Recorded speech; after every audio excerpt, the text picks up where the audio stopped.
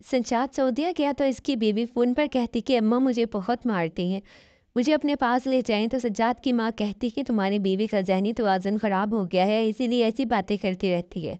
सज्जाद अम्मा की बातों पर यकीन कर लेता। एक दिन अम्मा ने इसे फ़ोन पर बताया कि इसकी बीवी छत से कूद कर मर गई है और इसको दफना दिया गया है। कुछ अरसे बाद अम्मा ने इसे दूसरी शादी के लिए पाकिस्तान बुलवाया। तो वो पहली बीवी की कब्र पर दुआ के लिए गया तो इसके कदमों तला से ज़मीन निकल गई। जब वहाँ पर पोसीदा हालत में सज्जाद सज्जाद आज बेहद खुश था। अपने सर पर पहना हुआ कुला उतारते हुए इसने ड्रेसिंग टेबल पर रखा और पीछे मुड़कर देखा। रुबाब अपनी तमाम तर खूबसूरती के साथ सुर्ख लिबास में इसकी दुल्हन बनकर बैठी थी। सज्जाद जानता था कि रुबाब को यहाँ तक लाने में इसने किस कदर पापड़ फेलने हैं।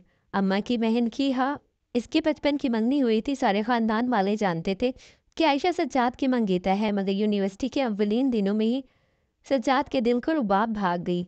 खूबसूरत, सादा मिजाज और नरम लहजे में बोलने वाली रुबाब। सज्जाद को पहली नज़र में ही इससे मोहब्बत हो गई थी और अपनी बाकी की सारी ज़िंदगी रुबाब के साथ ही गुजारना चाहता था। इसीलिए इसने फैसला कर लिया था कि आयशा के साथ अपने बचपन की मंगनी तोड़कर वो रुबाब के साथ शादी करेगा। आयशा के साथ इसे कोई दिल लगी लगाव तो था नहीं। यूँ एक लड़की की ज़िंदगी बर्बाद करने से बेहतर है कि वो वक्त पर फैसला ले लिया जाए। वो जानता था अम्मा इससे बेहद मोहब्बत करती है। यही सोचते हुए इसने एक रात अम्मा के सामने रुबाब के साथ शादी की बात रख दी थी। सज्जाद मुतमईन था, मगर अम्मा तो पूरी तरह से बिगड़ गई थी। तुम्हारा दिमाग ख़राब है सज्जाद, तुम जानते हो मेरी बहन के यहाँ तुम्हारी मंगनी हो गई है। तुम्हारी मंगेतर तुम्हारा इंतज़ार कर रही है। मैं यहाँ शादी के इंतज़ामात कर रही हूँ और तुम बाहर किसी लड़की को पसंद कर लिया है। यूनिवर्सिटी की लड़कियां तो होती ही ऐसी हैं, खूबसूरत और पैसे वाले लड़कों को अपने जाल में फंसा लेती हैं। अम्मा जो बोलना शुरू हुई तो फिर रुकी ही ना। सज्जाद इन्हें देखता रह गया, लेकिन आखिर माँ थी। सज्जाद ने किसी न किसी तरह इन्हें मना ही लिया था। भूख हड़ताल, घर छोड़ जाने की धमकियाँ काम कर गई और आखिरकार अम्मा ने आयशा से मंगनी तोड़कर रुबाब के घर रिश्ता ले जाने की हामी भर ली। रिश्ता ले जाया गया। रुबाब के घर वाले सादा मिजाज के मिडिल क्लास लोग थे। सज्जाद की अब्बा की काफ़ी दुकानें छोड़कर मरे थे, जिसकी वजह से इनके हालात काफ़ी बेहतर थे। शादी तक के तमाम मामलात में अम्मा ने कोई गर्मजोशी न दिखाई, मगर सज्जाद बेहद खुश था। वो जानता था एक बार रुबाब दुल्हन बनकर आ गई तो अम्मा का पत्थर दिल पिघला देगी, और आज रुबाब दुल्हन बनकर इसके घर आ चुकी थी। इसका घूंघट उठाते वो हैरान रह गया। वो बेहद हसीन लग रही थी। मुंह दिखाई की अंगूठी रुबाब के हाथ में पहनाते हुए सज्जाद ने इससे बस एक ही दरख्वास्त की थी कि वो अम्मा की बातों को अपने दिल पर ना ले, और अगर वो इससे सख्ती से बात करें और बुरा सलूक करें तो भी वो सज्जाद की खातिर इन सब बातों को नज़रअंदाज कर दे। रुबाब सर हिला कर रह गई। सास का सर्द रवैया तो वो पहले ही देख चुकी थी। शादी के इब्तदाई दिन खुशी खुशी गुजर गए। सज्जाद ने दुकानों पर दोबारा से जाना शुरू कर दिया। मार्केट में एक ही कतार में इनकी 5 दुकानें थीं जहाँ कपड़े का आला किस्म का कारोबार होता था। मगर सज्जाद के बुरे दिन शुरू हो चुके थे। वो नहीं जानता था कि जल्द ही वो गुर्बत की चक्की में पिसने वाला है। शादी के बाद बमुश्किल 10 दिन हुए थे जब एक रात 2 बजे के करीब सज्जाद को फ़ोन आया। सज्जाद ने उठकर फ़ोन उठाया। वो इसके एक मुलाजिम का फ़ोन था जिसका घर मार्केट के करीब था। वो चिल्लाते हुए कह रहा था दुकान में आग लग गई है। सज्जाद के तो पसीने छूट गए। इसने वक्त ना देखा और इसी वक्त जारी निकाल कर मार्केट पहुंचा। वहाँ फायर ब्रिगेड की गाड़ियाँ आग बुझाने में मसरूफ़ थी। सिर्फ सज्जाद की दुकान में नहीं बल्कि पूरी मार्केट में आग लगी थी। आग ने पूरी मार्केट को जलाकर तहस तहस कर दिया। सज्जाद की दुकानें बिल्कुल सामने थी। सबसे ज़्यादा वही मुतासिर हुई। एक रुपए का सामान न बचा। दुकानों के साथ पूरी मार्केट की हालत खस्ता थी। साफ ज़ाहिर था कि सज्जाद दोबारा इतनी जल्दी काम शुरू नहीं कर सकता था। वो अपना सर पकड़कर बैठ गया। जो कुछ रकम जमा थी वो तो अपनी शादी पर लगा चुका था। दुकानें क्या जली पूरे शहर में मशहूर हो गया। ये मार्केट मनहूस है। सज्जाद ने बिगड़ते हालात के पेश नज़र कोशिश की कि दुकानें बेचकर कोई नया कारोबार कर सके, मगर मुसीबत अकेली नहीं आती। दुकानें खरीदने पर कोई तैयार ना होता। वैसे भी जली हुई दुकानों का किसने क्या करना था। रफ्ता रफ्ता करके घर में रखी हुई सारी रकम लगती चली गई। अम्मा दबे लफ्ज़ों में सज्जाद को ताना देती कि वो एक मनहूस लड़की को ब्याह कर ले आया है। रुबाब खामोशी से घर के काम करती रहती। हो जानती थी सज्जाद परेशान है। इन्हीं दिनों सज्जाद के एक दोस्त ने सज्जाद को آفر دیکھ کے سعودی عرب میں ایک بہت اچھی نوکری مل رہی ہے، اس کی تعلیم بھی اچھی ہے۔ سجاد کچھ لمحے تو سوچتا رہا۔ گھر کے حالات بگڑ رہے تھے، گاڑی بک چکی تھی، کھانے پینے پر واضح فرق پڑا تھا۔ پیچھے گھر میں کمانے والا بھی کوئی اور نہیں تھا۔ یہ سخت فیصلہ تھا مگر اسے بہرحال کرنا ہی تھا۔ آخر کار اس نے اپنے دوست کو ہاں کہہ دی۔ آن لائن انٹرویو میں وہ کلیئر ہو چکا تھا، اب بس سعودی عرب جانے کی تیاری کرنی تھی۔ رباب نے سنا تھا اس کی آنکھوں میں آنسو بھر آئے، ابھی تو خوشیاں بھرے دن شروع ہی نہیں ہوئے تھے کہ جدائی کا وقت آن پہنچا تھا، مگر سجاد خود مجبور تھا۔ مگر وہ حیران تھا، نہ جانے اماں اتنی مطمئن کیوں تھی۔ سجاد نے اپنے جانے کی بات انہیں بتائی تو ان کے چہرے پر ایک اطمینان سا پھیل گیا۔ ہاں بیٹا جاؤ، مرد کا کام تو ہوتا ہی کمانا ہے، میری اور رباب کی بالکل فکر مت کرنا، ہم دونوں ایک دوسرے کا خیال رکھیں گی۔ اماں کی بات نے سجاد کو مکمل طور پر مطمئن کر دیا۔ اسے لگا کہ رباب نے اماں کا دل جیت لیا ہے، مگر وہ نہیں جانتا تھا اماں تو ایسے ہی کسی موقع کے انتظار میں تھی۔ ان کے اندر جلنے والی رقابت کی آگ بجھی نہیں تھی، انہیں رباب سے شدید نفرت تھی، کیونکہ ان کے بیٹے نے ماں کی مرضی کے اوپر ایک انجان لڑکی کو ترجیح دی تھی۔ رباب کی آنکھیں نم تھی مگر وہ خاموش ہی رہی۔ سجاد الوداع کہہ کر سعودی عرب کی جانب روانہ ہو گیا۔ رباب بجھے دل کے ساتھ گھر واپس پلٹ آئی۔ وہ چاہتی تھی کہ جلد از جلد یہ 2 سال کا عرصہ گزرے اور سجاد واپس آ جائے، مگر وہ یہ نہیں جانتی تھی یہ 2 سال اس کے لیے قیامت سے بھی پورے دن بن جائیں گے۔ ابھی اس نے گھر میں قدم رکھا تھا کہ ساس نے چادر اتار کر اس کے ہاتھ میں پکڑائی اور کہنے لگی، اندر میری الماری میں یہ چادر ٹانگ تو گھر کی صفائی کرو اور کھانا بھی بنا لو، میں تو تھک بہت چکی ہوں اور آرام کروں گی۔ رباب پہلے یہ سارے کام کرتی تھی، خاموشی سے گھر کی صفائی کرنے میں لگ گئی۔ اگلے روز بھی رباب پورے گھر کی صفائی کرنے کے بعد کھانا بنا کر بمشکل اپنے کمرے میں جا کر لیٹی ہی تھی کہ تھوڑی دیر کے بعد اسے ساس کی چنگھاڑتی ہوئی آواز سنائی دی، کب سے آرام کر رہی ہو بی بی؟ پورا گھر گندا پڑا ہے، ایک ذرا سا کام تم سے نہیں ہوتا۔ سبز قدم جب سے آئی ہے ہمارے گھر کی خوشیوں کو کھا گئی، میرے بیٹے کو بھی پردیس میں بھیج دیا، اب خود اندر پڑی پلنگ توڑ رہی ہے۔ رباب ساس کی چیخو پکار سن کر گھبرا کر باہر نکلی اور یہ دیکھ کر اس کی آنکھیں حیرت کے مارے پھیل گئی۔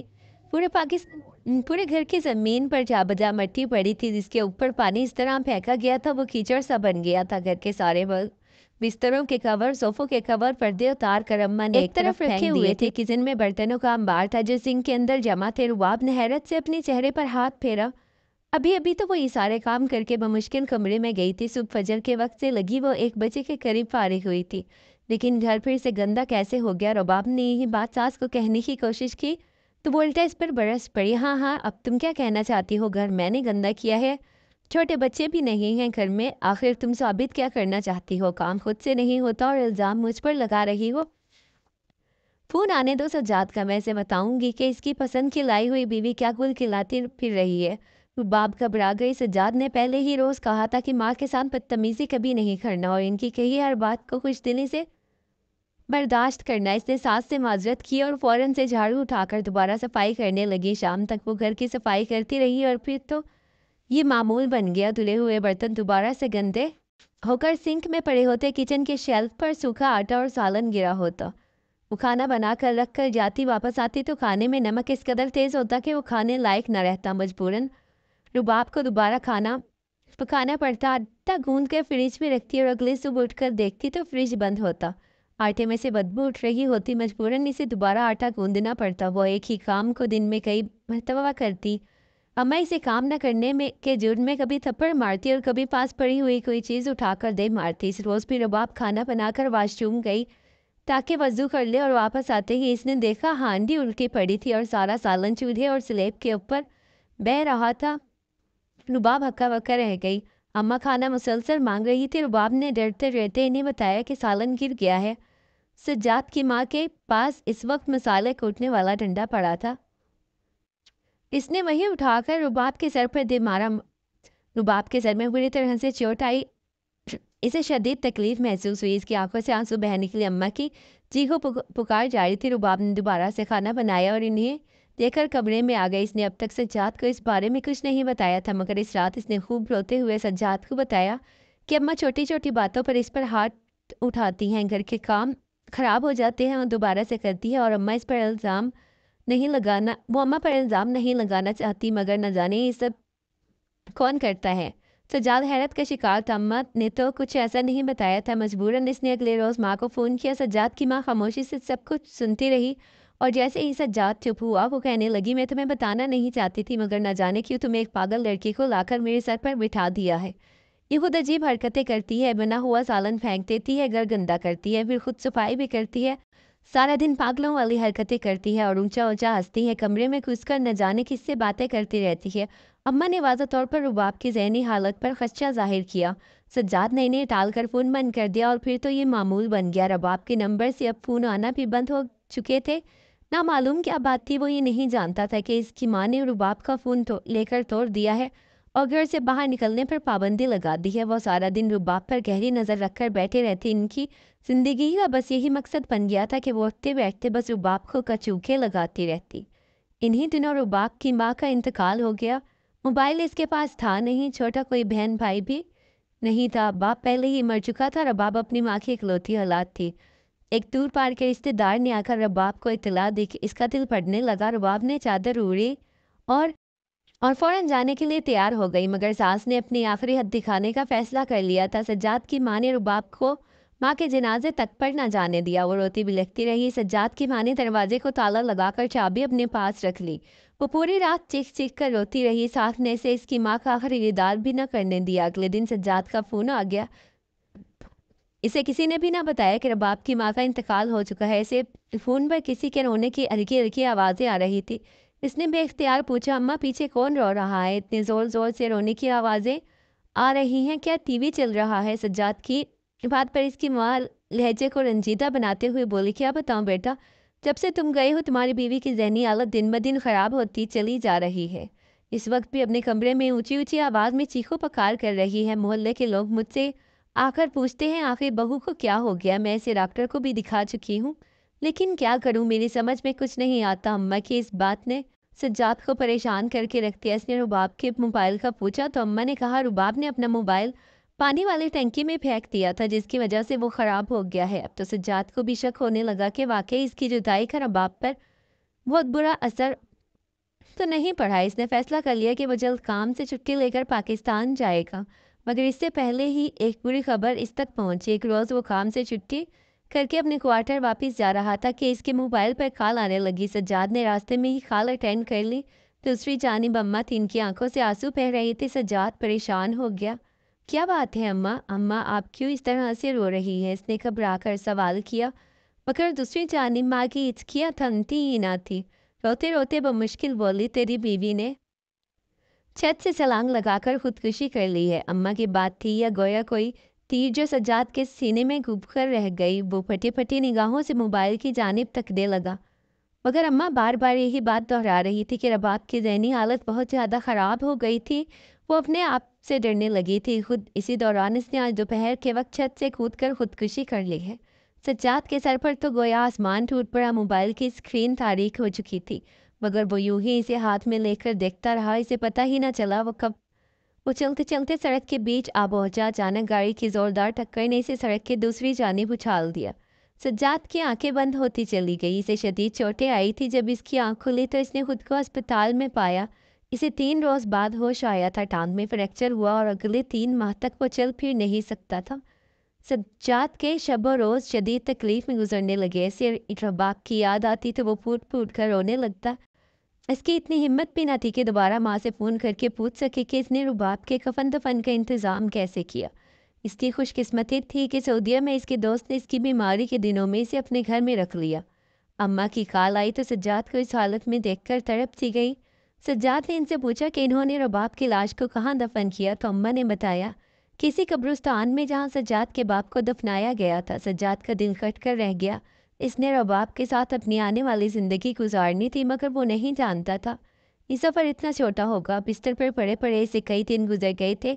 वो दिन रात रबाब को याद करता रहता। वक्त गुजरता गया। 3 माह बाद सज्जाद की टांग हरकत करने के काबिल हुई। अब वो पाकिस्तान जा सकता था, लेकिन इसका दिल हर चीज़ से उचाट हो चुका था। अम्मा इसे हर रोज़ फ़ोन करके वापस पाकिस्तान आने का कहती, मगर सज्जाद वापस जाना ही नहीं चाहता था। वो 24-24 घंटे की ड्यूटी करने लगा। इतनी मेहनत करता कि रुबाब का ख्याल इसके जहन में भी ना आए, मगर एक पल के लिए भी रुबाब इसके जहन से अलग ना हुई। इस शदीद पछतावे ने आन घेरा वो इसे वहाँ तन्हा छोड़कर सो दिया, आया ही क्यों? इसके यहाँ आने के बाद ही तो इसकी ज़हनी हालत ख़राब हुई थी। वक्त गुजरता रहा, यहाँ तक कि 1 साल गुजर गया। अम्मा का इसरार बढ़ता जा रहा था कि वापस आ जाओ। सज्जाद भी अब काफ़ी हद तक खुद को संभाल लिया था। तभी एक रोज़ अम्मा का फ़ोन आया। आज वो खिलाफ़े तबा मामूल बहुत खुश थी। सज्जाद पूछे बिना ना रह सका, अम्मा क्या बात है? अम्मा आज तो आप बहुत खुश लग रही हैं। सज्जाद के सवाल पर अम्मा मुस्कुरा दिया और कहने लगी, हाँ खुश क्यों ना हूँ बेटा, आज तेरी खाला आई थी। वो बता रही थी कि जहाँ इन्होंने आयशा की मंगनी की थी वहाँ से बात ख़त्म हो गई है। अब वो फिर से आयशा के रिश्ते के लिए मान चुकी है। मुझसे रहा ना गया, मैं एक बार फिर तुम्हारे लिए आयशा की बात कर ली। वो तुम्हारे साथ आयशा की शादी करने पर रजामंद भी है। पुरानी सारी बातें वो भुला चुकी है। अब बेहतर यही है कि तुम भी पाकिस्तान लौट आओ और आयशा के साथ शादी कर लो। सजाद माँ की बात सुनकर खामोश रह गया। सच तो ये था कि वो पाकिस्तान जाना ही नहीं चाहता था। इसने ठंडी सांस भरी और फैसला किया कि वो माँ की ख्वाहिश को ज़रूर पूरा करेगा, मगर मम्मा को सरप्राइज़ देना चाहता था। इसीलिए इन्हें बताए बगैर अपनी सारी जमा पूंजी समेट कर पाकिस्तान वापस आ गया। पाकिस्तान की सरजमीन पर कदम रखते ही इसने जो सबसे पहला काम किया वह इसी कब्रिस्तान जाने का किया जहाँ रुबाब को दफन किया गया था। इसे मालूम ना था कि रुबाब की कौन सी कब्र है। बस यूं ही नज़रों से कब्रों के कुतबे पढ़ता हुआ वो आगे बढ़ता जा रहा था। तभी वो चौंक सा गया। कब्रिस्तान में एक बोसीदा सी कब्र के पास एक सियाह चादर ओढ़े एक औरत बैठी थी। इसका वजूद चुस्कियों से लरज रहा था। सज्जाद को अजीब सा लगा। भरी दोपहरी का वक्त था, कब्रिस्तान में इसके सिवा और कोई ना था। न जाने वो कौन गम की मारी थी और किसकी कब्र पर रो रही थी। वो वहीं खड़ा होकर इसके पास नजरें दौड़ाने लगा। तभी वो बुरी तरह से चौंका। कब्र के पास रोती हुई औरत की आवाज़ इसके कान में पड़ी। वो कह रही थी, अम्मी आप कहाँ चली गई? मुझे आपका आखिरी चेहरा देखना भी नसीब ना हुआ। सज्जाद की माँ ने मेरे साथ बहुत जुल्म किया। मैं हर रोज़ आपकी कब्र पर आती हूँ मगर मेरे दिल को सुकून नहीं मिलता। काश मैं आपका आखिरी चेहरा देख लेती। काश इस वक्त सज्जाद की माँ घर के दरवाजे पर ताला ना लगाती और मैं आपका आखिरी दीदार कर लेती तो मेरे दिल को सुकून आ जाता। आपकी मौत की इत्तला ने तो मेरे होशो हवास ही छीन लिए। मेरे चीखने चिल्लाने और रोने धोने को मेरी जहनी बीमारी करार देकर मेरी सास ने मोहल्ले भर में मुझे पागल मशहूर कर दिया। न जाने इन्होंने सज्जाद को क्या कहा कि चंद ही रोज़ में इसने मुझे तलाकनामा भिजवा दिया। इस तलाकनामे के बाद मैं कहाँ जाती? मजबूर थी आपके इसी छोड़े हुए घर में जाकर रहने लगी जहाँ आप खाली दरो दीवार हैं, बस आप नहीं है। इतना कहते ही वो लड़की फिर से रोने लगी। सज्जाद सन्नाटे में रह गया। ये सब वो लड़की क्या कह रही थी? बेख्तियार ही घूमकर कब्र की दूसरी जानिब पहुंचा। यहाँ से इस लड़की का चेहरा वाज़े नजर आ रहा था। वो बुरी तरह से रो रही थी मगर सज्जाद बेयकीन नज़रों से इसकी जानिब देख रहा था। पूरा बाप थी। सज्जाद ने कब्र के कुत्ते पर निगाह डाली। वह इसकी माँ का नाम था। वो ज़मीन पर बैठता चला गया और इसी पल रोती हुई रुबाब की नज़रें सज्जाद पर पड़ी। वो बेख्तियार अपनी जगह खड़ी हो गई और फटी फटी निगाहों से सज्जाद की जानिब देखने लगी। और जब इसे यकीन आया कि कोई और नहीं ये वाकई सज्जाद है तो यक वक्त इसने पीछे हटना शुरू कर दिया। मगर सज्जाद जो अब तक इसके कहे हुए लफ्ज़ों के हसार में था एकदम पुकार उठा, रुक जाओ रुबाब, मुझे सारी बात बताओ। किसने तुम्हें पागल करार दिया? किसने तुम्हें तलाक दी? मैंने तो तुम्हें कभी तलाक नहीं दी, बल्कि मुझे तो ये बताया गया था कि तुम मर चुकी हो।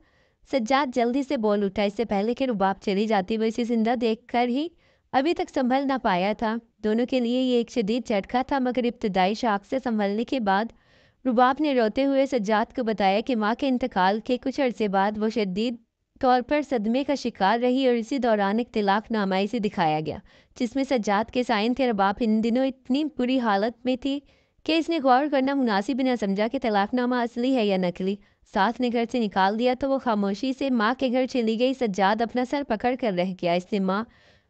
इसने जान लिया था कि माँ ने ये सब कुछ जानबूझकर किया है। इसने तो कभी कोई तलाकनामा भेजा ही नहीं था। इन्होंने जाली कागजात तैयार करवाए होंगे।